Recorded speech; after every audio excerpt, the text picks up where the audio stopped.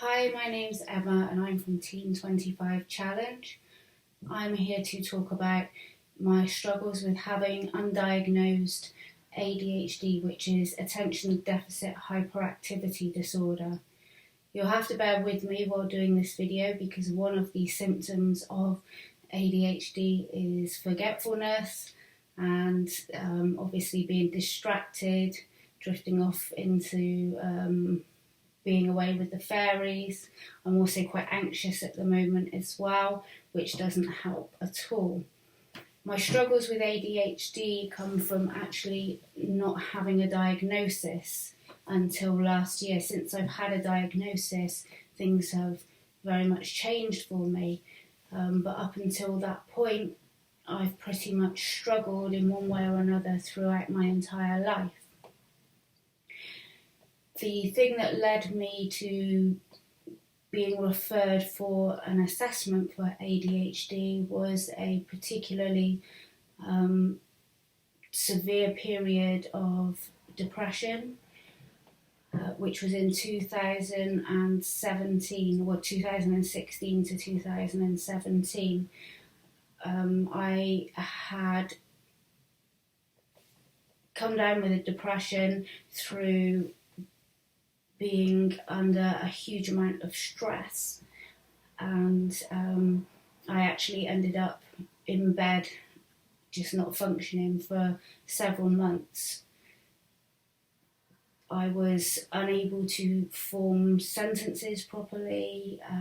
I couldn't remember people's names, and the thought of doing simple tasks like putting my socks on in the morning were just too painful to think about. Some mornings I couldn't even remember how to put my socks on, it was that severe. I didn't respond to any of the antidepressant medication to treat that, and eventually I relapsed onto drugs and alcohol. My drug of choice was amphetamines, and it was through that being my drug of choice that the penny dropped with my wonderful doctor, who, when she asked me why I was taking amphetamines, I said to her that they helped me to function, and I wasn't taking them to get high, I was taking them to function, and they were doing that.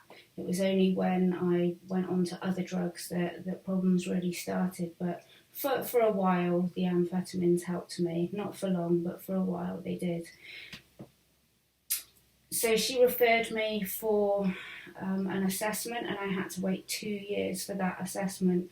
When I finally got my assessment for that, because I was using drugs and alcohol, they couldn't do a proper assessment on me until I was 3 months clean from drugs and alcohol.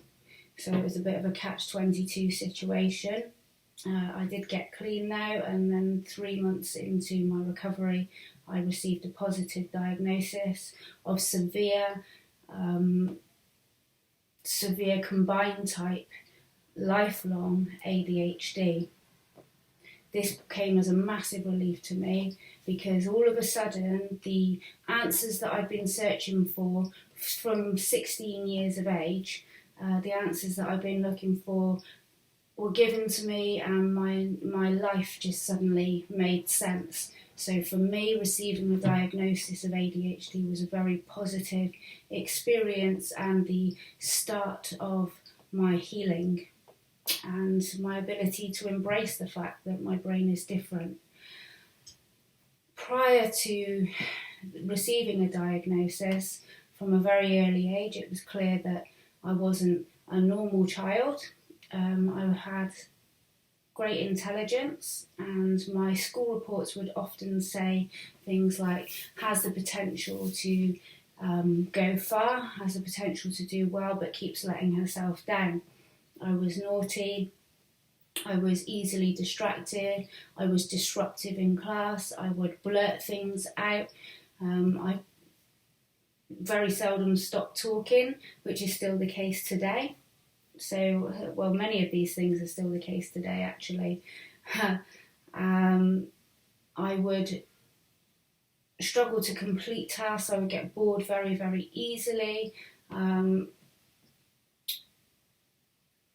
But I was just labelled as being a naughty kid, and my behaviours and my environment, my school environment especially, being labelled as a naughty kid all the time, being told I was bad, I struggled to make friends as well. I struggled to maintain friends. I didn't struggle to make friends, I struggled to maintain friends because of my differences, because of my social distances, the clear differences in how I behave to other children. For quieter children, I was quite intimidating. I got on with popular kids to a degree because of my intelligence. So I was able to help others do their work and things, but on the whole, I didn't quite fit in anywhere for a length of time. Because of the negative labels that I received growing up from my peers and from school, etc., this had a major impact on my self-worth.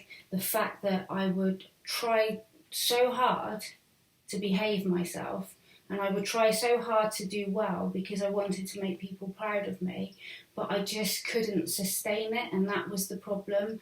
Was what's the word I'm looking for? It is called consistency. I was consistently unable to be consistent at doing good and producing good work and achieving good things, and this carried on also into my adult life as well. At the age of 16, I discovered amphetamines for the first time, and all of a sudden I was able to write poetry, and I was able to do art.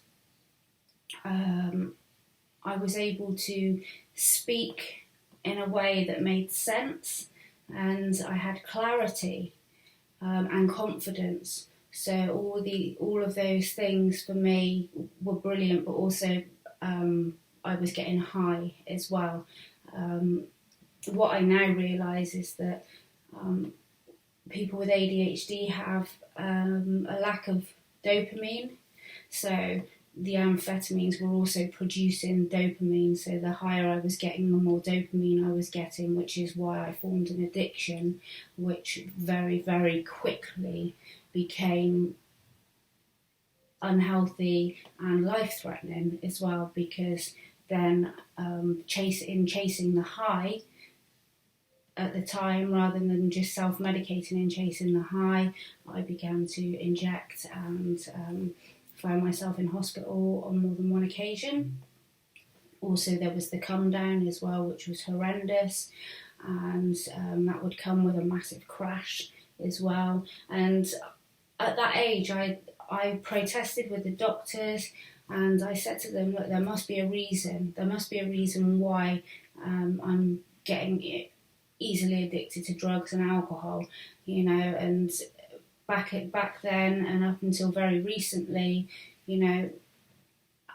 if you was an addict, you were an addict. You were just, an addict, basically.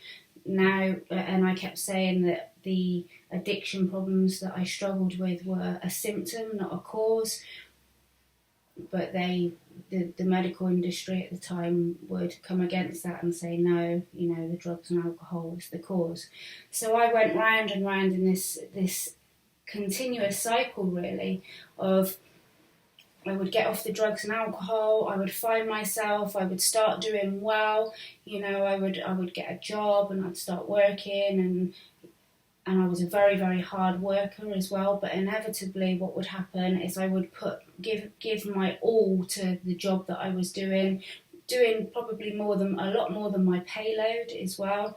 Back then, my first job, I was getting paid £4.85 an hour. I was working 45 hours minimum a week because I was doing overtime as well. I was travelling from one side of London to the other, and this was at the age of 18, and I did burn out.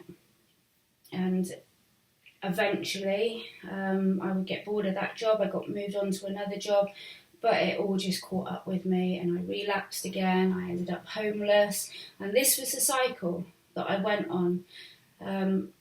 When my son was 4 years old, I started a business. I didn't mean to start a business. It just was a fluke. I started selling something on eBay, and it was a homemade product that took off. I ended up with a factory with 10 staff working for me at one point.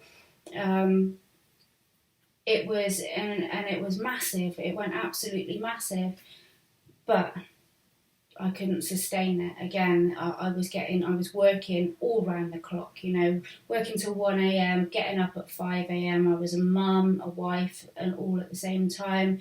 When my daughter was born, for example, I'd had a cesarean section. I was working a few days after that with her, bundled up on my desk, all wrapped up safely on my desk while I'm processing orders and going back to work. So again, I burnt out, and because of that and some things that happened in my life, I actually suffered a nervous breakdown, which was awful. Multiple attempts at suicide, or not necessarily wanting to die, but not knowing how else to scream for help. The suicide attempts were more a case of, please see how desperate I am. Please somebody give me some answers. Please somebody help me because I can't cope. That's what it was. Another symptom that has really caused a major impact in me forming, maintaining and sustaining relationships is mood swings. Very, very sensitive to changes in other people that would cause, how do I explain this?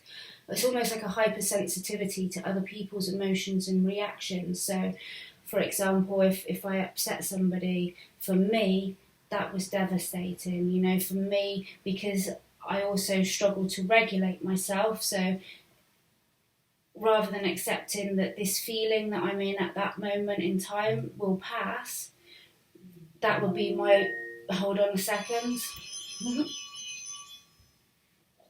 dinner time. That would be the end of my world. I wouldn't be able to see past that emotion. As far as I'm concerned, I've upset that person. They're going to hate me forever. There's no way past it. I would feel emotions very, very intensely as well. So hypersensitive to other people's emotions and feeling my own emotions very intensely, which led to things like self-harm, because I couldn't, like if I was feeling frustrated or angry, it's going to come again.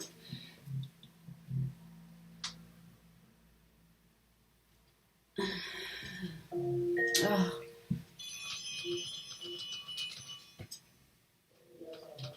I don't know how to turn this off. Right. Sorry, getting distracted. So if I was feeling angry or overwhelmed or frustrated, then I wouldn't know what to do with that, and I would blow up and I would want to hurt somebody, but rather than hurt somebody else, I'd hurt myself, because that way that would ease the pain that I was feeling, that would ease the frustration. I have to pause this video because I'm getting hounded for my dinner and I can't concentrate, so I'll be back soon. Hi, I'm back. I've eaten my dinner. It was yummy. So I think I was talking about emotions and feeling things very, very intensely. So that's also something that I've struggled with. The way I've actually learned to cope with that is through my faith. I'm a Christian, a born-again Christian. I came to faith early in 2019, and my walk with God has grown and flourished since I got out of rehab, and I've learnt for the large part that when I'm feeling an emotion very, very strongly, that if I take it to God in prayer, then I'm giving up that emotion to Him, and He's taking it for me, and that brings me peace. My dog's just walked in, so now she's distracting me. While I appreciate that, not everybody watching this will be a Christian or will understand where I'm coming from, this is about me sharing how I've been able to overcome these challenges. What do you want? Safi, please don't sit there, because you're putting me off. Come on then, up. You want to come up? You can come and be my emotional support.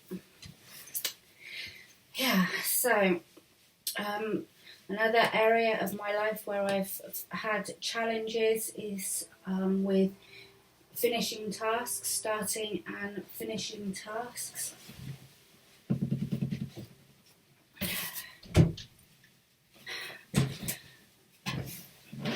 Normally I find anything that requires any concentration, unless it's something that I'm really, really interested in, like computers, which I can zone out on for ages. Anything creative I can zone out on for ages, but give me something I've got to read to learn. And again, I really struggle with that, the exception being the Bible. I've been able to apply myself to that, but again, that's because of my faith and the walk that I'm on, the journey that I'm on. When it comes to things like filling out forms, for example, I find that incredibly stressful. I find writing, answers to things really, really stressful. I find reading instructions stressful because I have to read the same thing over and over again before it goes in. And the reason for all this is because people with ADHD have, their brains are wired up differently. We have less dopamine, less of the neurotransmitters. And so whereas one person's, a normal brain will send a message from A to B, an ADHD brain will go from A to B, but it will go through C, D, E, F, G and the whole alphabet until it gets to B. Like that, it goes all around the houses.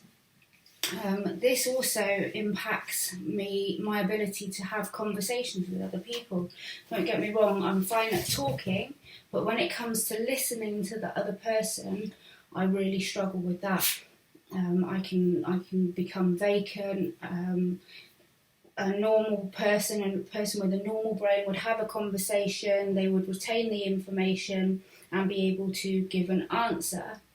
But for an ADHD brain, while the other person's speaking, the ADHD brain not only has to try and pay attention, but then the brain needs to process the information that's going in, and it's got to go all the way around to get to the processing point, and then they've got to think of an answer and send that message back as well. And so I find I find small talk really, really painful, actually. And even though I come across as a confident, friendly person, when it comes to having two-way conversation, I do really struggle with that because of the listening. It's not because I'm being rude, it's just because it literally hurts my brain.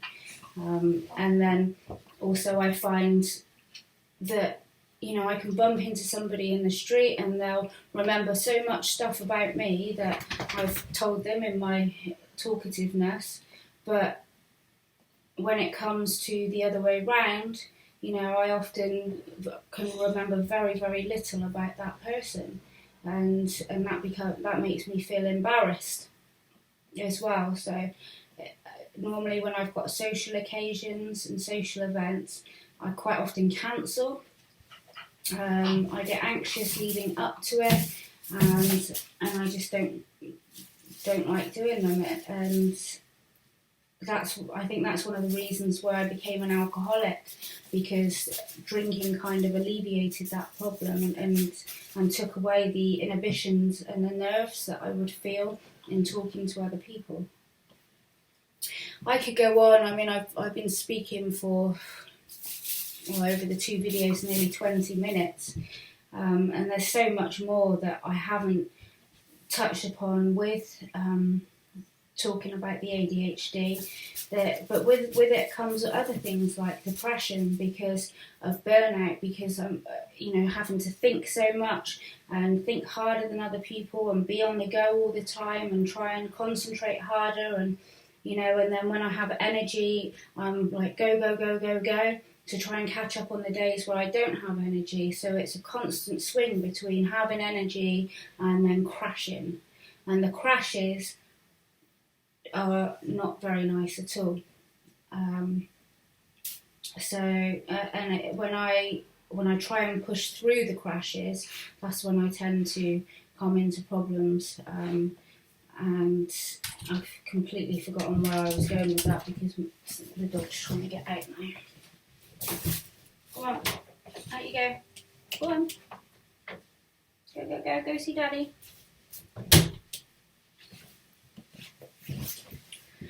So when I have a crash, a mental health crash, I struggle to get out of bed.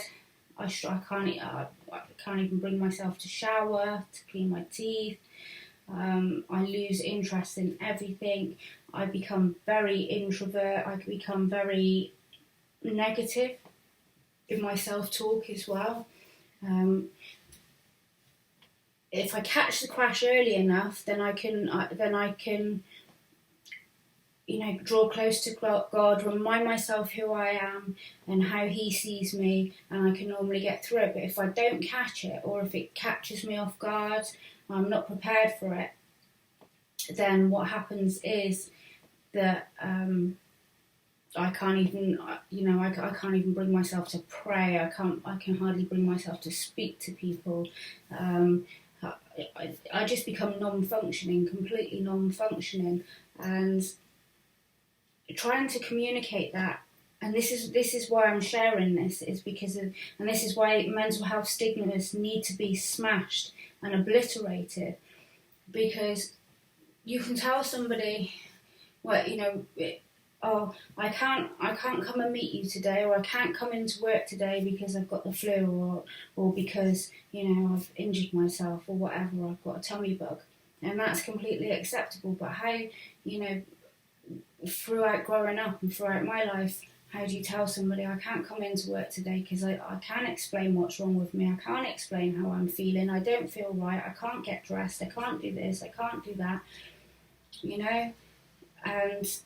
but that is exactly how it is. There's a saying, it's okay to not be okay, but except it's not okay to not be okay, because there's still stigmas around, and that is why myself and Mel are doing this challenge. That's why Mel's running, so that she is putting her body through the physical stress of what it's like mentally to have a mental crash. So she's pushing herself to the limits physically, to kind of raise awareness of the difference between the physical and the mental. And she will be pushing herself mentally as well, bless her. And I hope she's got a nice care plan, a self-care plan ready for afterwards.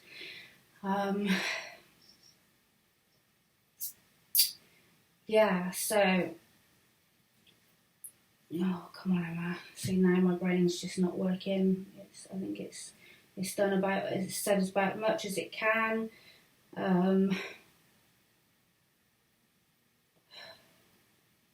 Yeah, it's gone. So I'm going to have to leave it there. Thank you for watching. I hope that this helps somebody. If you can relate to anything that I've said, then and you want to ask more questions about it, then please feel free to get in touch. And don't, it's not weak to speak. Don't be afraid to speak up. Don't be afraid to share your stuff, so that you can give other people permission to share, and we can all work together to break the stigmas around mental health and mental illness. Okay, God bless you all. Thank you for watching. Bye-bye.